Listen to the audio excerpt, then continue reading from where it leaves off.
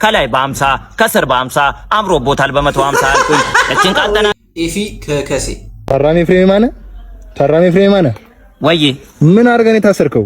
አድማጮች ምንም ያጠፋሁት ነገር የለም። ከአንድ ባለስልጣን ጋር ቦንዳ ቤት ውስጥ ተገናኘን። ሰላምታም ከተቀያየርን በኋላ ባለስልጣኑ እንዲህ ስል ጠየቁኝ፣ ኤፍሬም አምሮብኛል ወይ? እኔም እንዲህ በማለት መለስኩለት፣ ክብር ሚኒስቴር ከላይ በ50 ከስር በ50 አምሮቦታል በ150 አልኩኝ። እችን ቃል ተናግሬ ሳልጨርስ ከሮኬት የፈጠነ ከጄትም የቀደመ ከፌራሪም የበረረ ከመድፍ ያልተናነሰ ቡጢ ፊቴ ላይ ያረፈ። ይሄኔ አምላኬ ነፍሴን ተቀበለኝ አልኩኝ። አምላክም እንደ ሰው ሰምቶ ዝም አለኝ። የሰውዬው አንፊልድን አስታውሴ የጋርዶቹ ድብደባ የፒኤስጂን ካውንተር አታክ ሆነብኝ። እኔ አረ በቃኝ አልኩኝ። በቃኝ አረ ትለዩብኛላችሁ አልኩኝ። እነሱስ መሰሙኝ። አድማጮች ይህን ቁጭ ብለው ሲመለከተ የነበረው ጓደኛዬ ፍቅር ይልቃል ሲለካ የነበረውን ጫማ ጥሎ ባዶ እግሩን በመሮጥ አበበ ብቅላን አስታውሶኛል። እኔም የህይወቴ ፈርጊ ታይም ላይ ነቃ። ይሄኔ አፋፍሶ እዚህ ይዞኝ መጡ።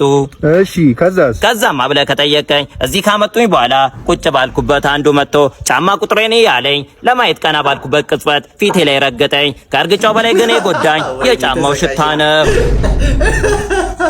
አረ ትችላለህ ማን ትችላለህ እግዚአብሔርን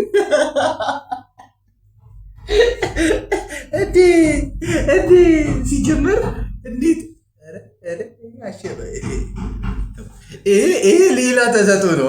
እናቴ ትሙት ሌላ